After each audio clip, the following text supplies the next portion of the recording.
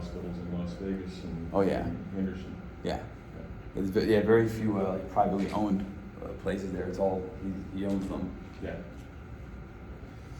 Well, okay, we'll get started. So, hi everybody, good morning. I'm Dr. Shadia Rafij. I'm a board certified veterinary surgeon, and I've been doing this for 15 years. I currently own my own telemedicine company called Vet Triage, which is one of the lectures we have later on today to talk about veterinary telemedicine. So this talk will be specifically focused on German Shepherd conditions. I gave the same talk in Las Vegas with the Police Canine magazine, and a lot of the later topics in here actually going to be more popular. So I'll kind of briefly go over the beginning diseases and go towards ones that are more like hip arthritis and lumbosacral disease, spinal disease in shepherds, because that seems to be the bigger, more common and more popular topics. Feel free to interrupt any questions during the talk. You're more than welcome to. So here's the summary of conditions we'll focus on for German Shepherds. We'll go through these to different degrees of detail. Perianal fistulas, PANNUS, hip dysplasia, vascular ring anomalies, degenerative myelopathy, lumbosacral disease, wounds, some other conditions, and then kind of touch upon my company goals. I think that telemedicine can play a huge role with the military working dog, especially on the field if you're looking for help, for veterinary help, especially with first aid. So basically my company's it's the one of the few that's veterinary owned, 24/7, 365, all different species. It's full on video, real time, and all I have are veterinarians that are working for me. And for those of you that have your working dogs at home, and if you run into any problems, it's free for the canine unit. So focus on perianal fistulas first. This is a condition that we see pretty much, it can be any dog, but pretty much German Shepherds.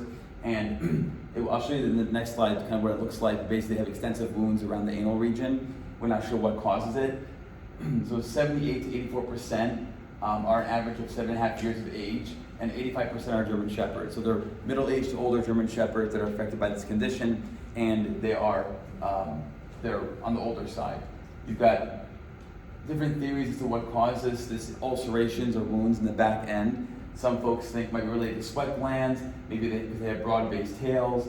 German Shepherds carry the tail kind of low. The thought is maybe there's excessive moisture that gets maintained back there and that promotes bacterial growth and then wounds. Maybe because their anal glands are located a little bit differently, and I'll show you in the next few slides. And then, of course, we think genetics play a huge role because most of these dogs that are affected by this are German Shepherds. So this is the back end of a dog, and this is the tail here, the anus is right here, and you've got the two anal sacs here. And just in case folks have never heard of the anal sac before in dogs, these are two glands that are located beneath the skin, right adjacent to the mucosa of the rectum, of the anus. And the idea behind the anal sacs is to produce this oily, smelly fluid. So every time they defecate, the feces pushes on the anal glands and emits this fairly disgusting fluid. The idea being that they can mark their territory. Now that dogs are domesticated, obviously, they don't really need to have that function. So if it does anything, it causes more problems than anything else for our domesticated animals. So if any of you had dogs, you're probably familiar with having the anal glands expressed. Those are glands expressed, and that's what that is. The veterinarian or the technician or the groomer will go in there with a glove and manually push on the glands to empty them because it causes more problems for these dogs. A lot of times, for some reason, they don't empty them out every time they defecate. So anyway, in these dogs, in these German Shepherds, they end up getting these wounds around the anal region. Very painful, disgusting, infected. Some of these dogs have gastrointestinal disease, about 50% will. Almost all of them have some kind of anal gland involvement, which is not surprising considering the anatomy the way the anatomy is set up here. On average, the median extent of disease is 270 degrees. So the wounds that are present on these dogs will be somewhere around 270 degrees on average. Some are 360, others are very mild. And so we'll treat them with a variety of different remedies, which won't go into too much detail here because even veterinarians don't really agree on what the right mode of action is for these dogs to treat them for this condition. But this is what you're looking at. I mean, you can't even tell it's the back end of a dog anymore when they're affected by this. So you just have these excoriations, these severe wounds that are located around the sphincter. I mean, this is 360. There isn't even an anus anymore. It's so bad. And you feel bad for these German Shepherds. They come in, they're screaming, and they can't poop because it's so painful. So these are just a list of different surgeries that we'll have for these dogs. And when you see a list of surgeries that long with any veterinary disease, it means we don't know really what the answer is. People keep trying different things to figure out what can help these dogs out. So that's perianal fistulas, and that's something that's fairly obvious. If you do see it, you'll never forget it. PANNUS is an eye disease in German Shepherds. It's called chronic superficial keratitis. It involves either the third eyelid, which is called atypical PANNUS, or it will affect the cornea. So this is a normal eye of the dog. Here's the third eyelid. If it affects just this, it's called atypical PANNUS, where it gets all bumpy and red. And then if it affects the cornea, which is the more common type, this is the cornea here, the clear part, then it's called keratitis. And we think it's related to immune disease, although there's some variety of other conditions too that we think of. Radiation, elevation, we see it in younger dogs. Maybe there's the age-related portion to this, we don't really know. But here are some dogs that are affected by it. So this is what you see in these dogs. They have severely red third eyelid, just all bumpy and fleshy, and the cornea itself it's got pigmentation here, it's got all these small blood vessels coming in, and so it's again another painful condition that's fairly unique to German Shepherds, and once you see it, you don't forget it. And so this is an example of a veterinarian performing a superficial keratectomy. Basically, they're taking a Q-tip, a sterile Q-tip, and rubbing away the superficial area of the cornea to try and help with healing. It's pretty barbaric, but there's no good therapies for these dogs. And again, you've got a variety of different treatment conditions besides the keratectomy to try and treat them. But again, German Shepherd condition, obviously your working dogs need to see well, and so any kind of visual problem is a big deal. So here's, of course, the one that people know fairly well, and dogs in general, but especially German Shepherds, hip dysplasia. And this is a whole lecture on itself, so we're just going to kind of peruse through it. This is the normal hip in a dog. So the femoral head here sits nicely into the acetabulum, which is the ball and socket joint of the hip. And it's lined by articular cartilage. And that's the articular cartilage and the synovial fluid, which is the joint fluid. That's what creates a nice smooth surface so that joints move nice and normally. Anytime you have arthritis, it's affecting these anatomical locations. And with arthritis, you get pain, swelling, inflammation, and then of course you get dysfunction. So in German Shepherds, there is X-ray evidence of hip dysplasia in 95% of these dogs by 5 years of age. It's crazy. They're not even halfway through their longevity, and you've got 95% that are affected with some form of hip dysplasia on X-rays. And it's important to mention X-rays because that doesn't necessarily mean the dog is affected by it. We just see it on X-rays as abnormalities. Your dog, you may not notice anything. Maybe they're compensating well. Maybe the X-ray changes don't really relate to the real life changes. So who knows why there's disparity there? But that's an insane amount of dogs.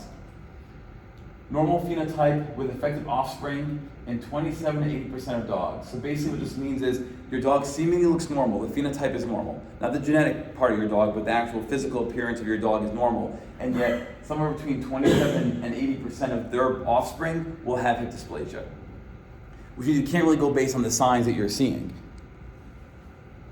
So we'll diagnose them usually with X-rays, and this is an example of a dog on his back, and these are the hip joints here. And if you remember the other slide, how smooth the hip joint is supposed to be. It's nice and smooth, right? Semicircular appearance. And then if you transpose that on the X-ray, you've got no smoothness here. It's just bumpy. Everything here is just arthritis. So the acetabulum, which should be nice and deep, is shallow. There's all this bumpiness here, and the femoral head, you can't even tell. It's just joining with the femur, with all these bumps here, and it's on both sides. So this is what I would consider either severe or end-stage arthritis in the hips.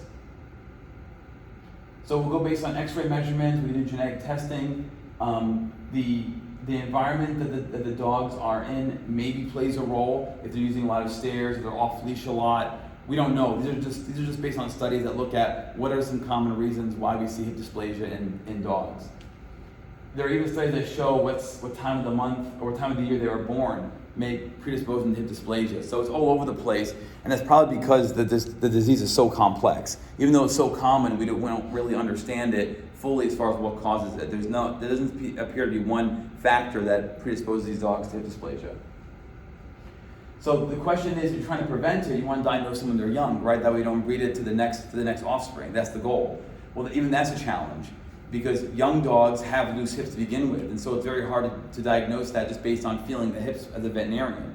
And if you're looking at x-rays, well, their bones haven't formed yet. So how early is too early? When can you actually diagnose them? So we think the minimum age to diagnose is somewhere between 12 and 24 months, which again, by 24 months, I mean, you're already 2 years old. So is that too late? And you can find hip laxity, which is a marker of hip dysplasia, in really young dogs, 16 weeks. So the hips take some time to firm up. They're lax until a certain age. And so you're trying to figure out, well, when are they not allowed to be lax anymore? And when will you see them on x-rays? And is that too early or too late to breed them? Or to know if you should breed them? So here's an example of a shepherd. You can see this is the hind leg, obviously here's the tail. And you can see this line here, that's the femur, which indicates his muscle atrophy. So this dog is not using at least one of the hind legs. And if you look at the kind of the crouch positioning of this dog, very uncomfortable. The dog is trying to put all its weight, center all its weight in one point, because it's too painful. It's too painful to move forward. So they hold everything kind of together. And then over time they lose muscle mass. And as a pet owner, or maybe as a handler, you may not notice this, but it'll creep on you over months or years. And then here's a white shepherd sitting down, and the legs are kind of splayed out like that. We've all seen this in other breeds and puppies. It's like kind of cute to see that. This what they're trying to do here. If this dog has hip dysplasia, maybe it's behavioral. But if this dog has hip dysplasia, what they're trying to do is subluxate the hips. That way, there's no bone-on-bone contact. It takes away the pain if they can do it this way. And so that's why you'll see it. If you see dogs ever that like bunny hop with their hind legs, they're doing that so they don't have to. They can minimize the amount of effort it takes to move the legs forward. They're using momentum to get the legs forward because it's so painful to move their hips. So these are just some of the signs you'll see. So we go based on x-rays. So there's some blood tests we can run based on physical exam. There's a whole bunch of different therapies, stem cells, surgery, medications, prevention is obviously key.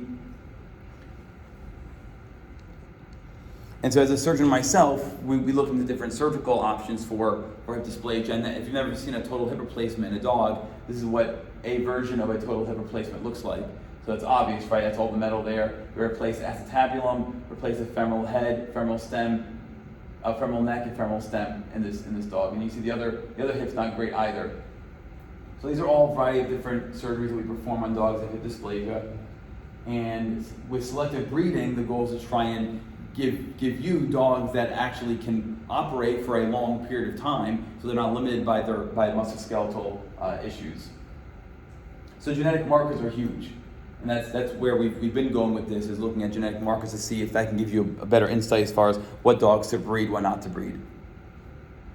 Any questions so far? Yes? With pen hip, I know they do the radiographs and stuff and they score the hips and stuff. How accurate is that when it comes to, for potential, like if breeders out there, potential breeders are looking to decide whether to breed or not? So there's different radiographic measurements that we've established as being trustworthy in the profession. Pen hip is one of them. The University of Pennsylvania designed that. In Cornell, where I graduated, we use DLS, the dorsolateral subluxation score. So it depends who you ask. If you ask a Cornellian, they're going to say DLS is the best. Obviously, UPenn, they're going to say that one's the best. But most of us in clinical practice are going to use a pen hip because that one enough of us have used it to trust the measurements that we have, and because it requires doctors to be certified in doing it, it at least clears out folks who are just trying to sort of, I don't know, make some extra money on diagnosing hips. So we all prefer the pen hip. I like the DLS from Cornell because they x-ray the dog where it's as if the dog is in standing position, and so under anesthesia. So I like that because if the dog is positioned as if they're standing, that's what real life is, right? They're standing. Whereas the pen hip, it's not, they're on their back. But still, the pen hip seems to be the most common and most widely used. Yeah. And then if you talk to anybody in the UK, they have their own system for hip dysplasia as well that they use there. So. All right, so vascular limb anomalies, we won't go too much detail here because these are really uncommon, but they're, again, a German Shepherd specific condition. Basically, when a dog is being formed as an embryo and then eventually born, you're supposed to have changes around the cardiovascular system that are supposed to allow for normal development. And sometimes what will happen is you'll have retained tissue. So for example, this band here between the aorta and the pulmonary artery, this band is supposed to go away either at birth or shortly after birth. And when it stays, you're not getting compression of the organs that go through, specifically the esophagus. So what will end up happening is, this yellow here is the esophagus, that's what we used to swallow, and if this band is there, it gets stuck. And you can see how the esophagus here is really dilated. And so here's a picture of a dog that we put barium, which is just chalk-like radiopaque fluid, and that way we can see what the dog's esophagus is doing. And you can see there's a very clear band here causing a blockage of the esophagus. So this dog, every time these dogs try to eat, they just throw it back up. And it's not even vomiting, it just falls out, it's regurgitation. And so when you see this in a German Shepherd who's young, not much else causes this condition in these dogs. There's not much guessing that has to happen to diagnose these. It's fairly unique. And so here's just an upper view of the same picture. You have the aorta here, pulmonary artery rather, and then this band that's supposed to go away, and it's not, and the esophagus is getting compressed by the tissue. And what you'll end up seeing is you'll see a young German Shepherd that when you start to wean them, they're starting to eat regular, more solid food. The second they eat the food, within seconds or a few minutes later, it just comes right back up whole, undigested. And these dogs are starving because they can't get food down. So they're just nonstop looking for food, and they keep on regurgitating it up. And there's there's like 20 different types of these. This is just the PDA is the more common one, but there's a variety of different conditions for these and a whole bunch of different ways of diagnosing them. In my 15 years of doing surgery, I think I was involved with two of these. They're not very common. But these are some I guess cute pictures, I suppose, in dogs that are affected by them that don't receive the surgery, either because they're not candidates for surgery or the pet owner can't afford surgery. They make these specialized chairs that these German Shepherds can sit up in. That way when they eat, gravity brings the food down. And they can do fairly well with that. And so every time it's mealtime, you sit them in one of these chairs and you feed them upright and the food just falls down. So you have here, prognosis is based on how much functions in the esophagus. If you're trying to repair these dogs, if there's permanent damage, obviously, then they're not going to be able to regain function. So the prognosis is kind of based on how badly affected their esophagus is. 2 week survival after surgery is 94%, 3 week survival 80%. And it goes down from there. So it's thankfully it's uncommon. The outcomes are not that great with it, but at least if I can give you exposure to it, if you ever hear about this, you may trigger something in the future if you ever run into a German Shepherd puppy like that. This is a common one. So most of the time, your working dogs, if they're going to retire, it's either age-related or it's going to be from injury or from spinal disease. And so degenerative myelopathy, DM, is one of the most common conditions we see in older Shepherds. I've seen plenty of these in my years. And so you have a Shepherd here who's middle-aged to older. They have a hunched back. They're trying to walk, and all they're doing is scuffing their hind legs. You just hear her on the sidewalk, just scuffing. Their nails are worn down, and their tail is limp, and they're putting all their weight on the front legs, and they're just struggling. It's not a painful condition. It looks horrible. It's not painful. It's a degenerative disease without any inflammation or any pain, but they cannot function. And it starts from the waist down. Dogs are 5 to 14 years of age. 0.2% of all dogs are affected, the majority of which are going to be German Shepherds. Maybe they have intestinal disease, and here's a whole bunch of tests. So similar to when you see a bunch of surgeries in the profession, when you see a bunch of tests, same things, it's difficult to diagnose. In fact, there's no way to confirm a diagnosis from these while the dog is alive, while they're awake. There's no way. You'd have to autopsy them to collect a spinal cord sample in order to confirm a diagnosis. So we go based on all these different tests and based on a high probability, reasonable suspicion, these dogs have it. And so this is the only way to diagnose them, is spinal cord biopsying on autopsy. So here's a normal spinal cord in a dog. This is an end-on view. If you imagine a cord being a tube, you cut the tube, you're looking at an end-on view. This is a normal spinal cord, central canal here where the spinal fluid goes. Spinal fluid is going to be bathing the cord here. You have this nice normal butterfly pattern that is present in the spinal cord. And you can notice the color distribution of all these normal cells, the white and gray matter. Here's a dog that's missing cells. I mean, all this pink area are cells that are no longer there or are being destroyed by white blood cells. And so that's the process. It's a degenerative process. Whole bunch of treatments. or I should say actually palliative treatments, right? There's no cure for this. That's the problem. Once your dog has DM, it's going to progress. It's insidious in its onset, meaning it can take months or even years to bring on, and it can take that long to eventually be the detriment of the dog. So we don't know why some dogs progress faster than others. We don't know why some dogs are affected but they're still functional, and why others are really debilitated. And so you end up trying all these different therapies, and at the end of the day, once quality of life becomes an issue, euthanasia becomes your only option for the dogs who are really badly affected. Any questions regarding DM? Are there any other, I guess, symptoms besides like the back legs and the slouching and stuff like that? Yes. So are there any other signs of this? So the enteropathy is an interesting one, just like we saw with the perianal fistulas. Some of these dogs have gastrointestinal disease, but no one's ever going to look at a German Shepherd or any other dog with gastrointestinal disease and say, oh, this might be DM. It's just an association that we find with the Shepherds. So besides having weakness in the hind legs, you'll also see that the tail doesn't have normal motor function. They may or may not have fecal or urinary incontinence as the disease progresses.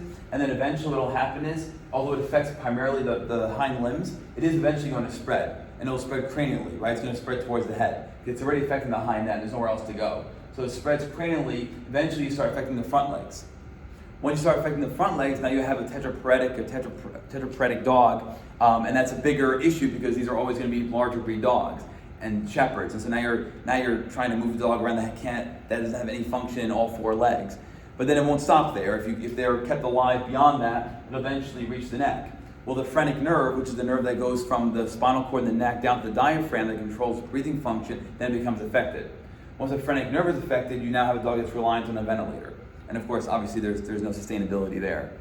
So that's the progression of the condition. I'm not sure why it starts at the thoracolumbar region and then moves its way upward. Like, why wouldn't it start up here or the front legs? I don't know. But we always see it start off at the hind legs. Yes, question? Yes, when you find diet change, you suggest what type of diet change? For these dogs? So what type of diet change for these dogs? So the good question is the diet change, when we think of diet changes in the profession, we're looking at trying to keep dogs lean, well-muscled and lean. We're trying to prevent obesity, weight gain. That's what we mean by this. So we're trying to keep them on a diet that keeps them muscular, so high protein diets, right? And this is good for several reasons. It's meant to be easier on their joints. It's also meant to make it easier for them to be carried around, or if you're going to get a wheelchair for them, if that's how you're going to try and manage these dogs, they can manage a wheelchair better. When I say diet changes here, I'm not looking for any dietary change, at least that I know of, based on the research I've done with this, that help prevent or slow down the disease. It's really made for overall canine health. That's the idea behind it. Keep them well muscled, keep them lean. Yeah. And this holds true for any of the neurological orthopedic conditions that we talk about here. Hip dysplasia, elbow dysplasia, lower back disease. That's the idea behind diet changes. Yeah. I guess if you wanted to include antioxidants into here, you could, I guess. But I probably put those under supplements. But I pushed antioxidants and multivitamin therapy for these dogs in my cocktail for them as well. You said the normal range is like 5 to 14? Mm-hmm. What's the youngest dog you thought at this that you've seen? I'd probably say it was 5 or 6 years old. Yeah, I haven't seen it younger than that. If you have a dog, so the tricky thing with this is this, and this will actually be the next disease that we talk about also. When you have a large breed dog that's showing neurologic disease, there are so many different reasons why this could happen, right? And let's say we were to let's say you had a 10-year-old German Shepherd that's showing signs of DM, and you want to diagnose it, but there is no way to confirm it. You're looking for evidence of what it is not. And if you say if it's not always other conditions, then it must be DM. The problem is these certain breeds, German Shepherds, have multiple issues. They'll have hip dysplasia, they'll have disc herniations in their spine, and so you'll do an MRI and you'll find those problems.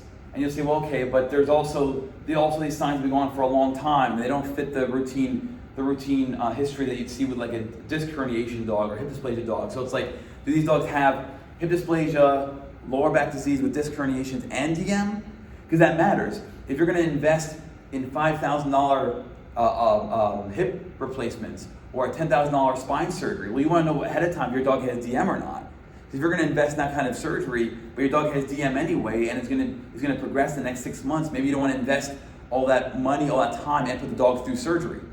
So it's a problem. So my point in saying that is, just because you have a large breed dog, young or older, it doesn't necessarily mean that they only have DM. It doesn't mean they have DM or not have it. It doesn't mean they can have more than one thing. So, but yeah, I'd say they're probably 5 or 6 years old is what I've seen. The dogs I've seen are Saint Bernards, Shepherds, Great Danes, Labradors. Those are the ones. Rhodesian Ridgebacks. Any large breed dog, but Shepherds are kind of the poster child for it. So this is the other condition that's going to kind of compound everything: lumbosacral disease, LS disease. Again, very common in lots of large breed dogs, especially German Shepherds. It's got a 5-year incidence of 1%. We see about 0.06% per year. Mean age, 6 to 7. Males are predisposed compared to females. But of course, they're larger breed dogs. German Shepherds have 7% lifetime risk.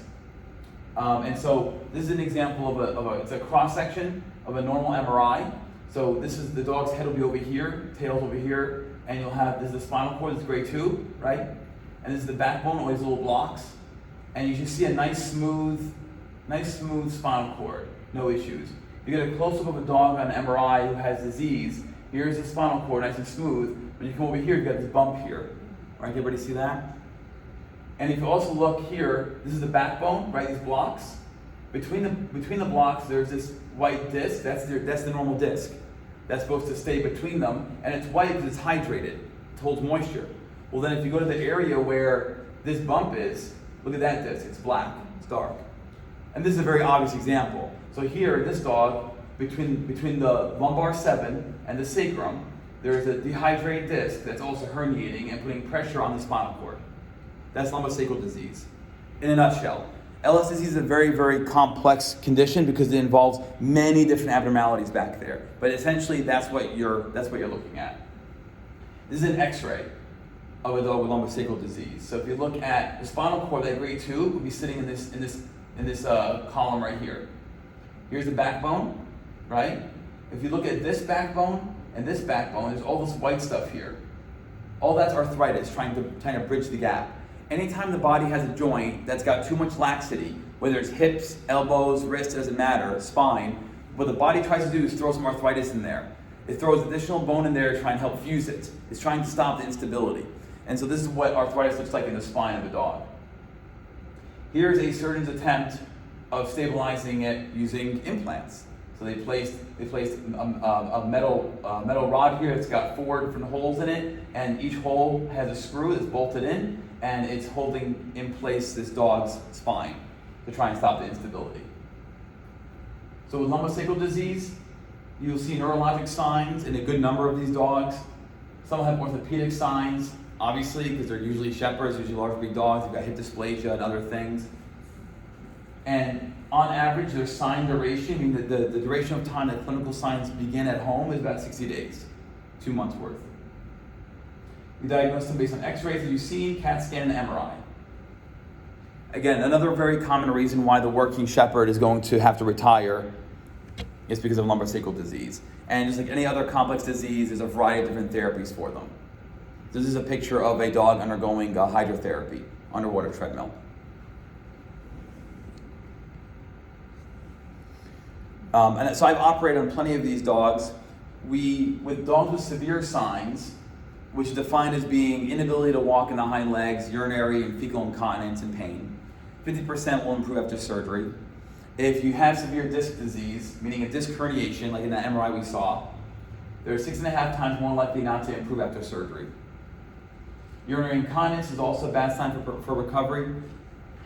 And if they have incontinence for more than 1 month, for 1 month or longer, worse prognosis. So here's a dog getting TENS unit therapy here. Ultrasound therapy.